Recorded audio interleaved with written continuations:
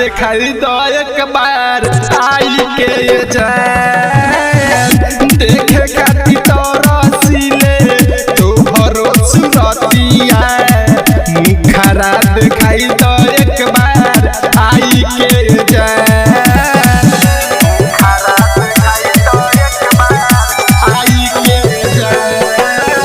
Goswami digital recording studio Sheohar.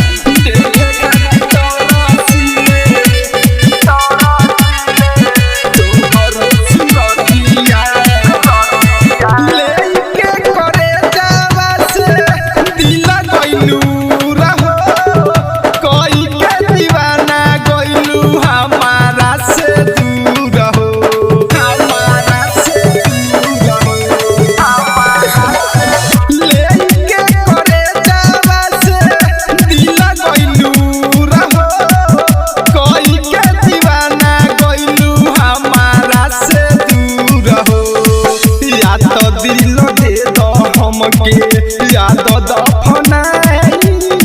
ओढ़नी के कफना बनाई के जान देखे खाती तरसीले तोहरो सुरतिया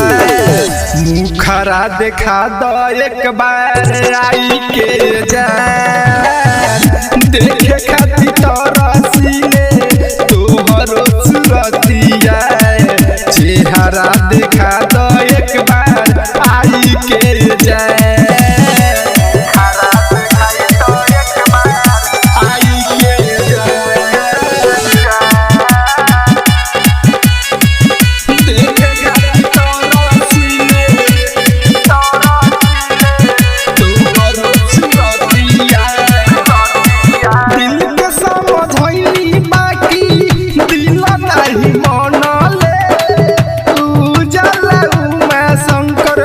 के जाल में बंधले प्यार के जाल में बंधले दिल के समझैली बाकी दिल नहीं मनले उजला में शंकर प्यार के जाल में बंधले राइटर सहनी दिलीप मजाक उड़ावे रह जाइले मन के मानाई के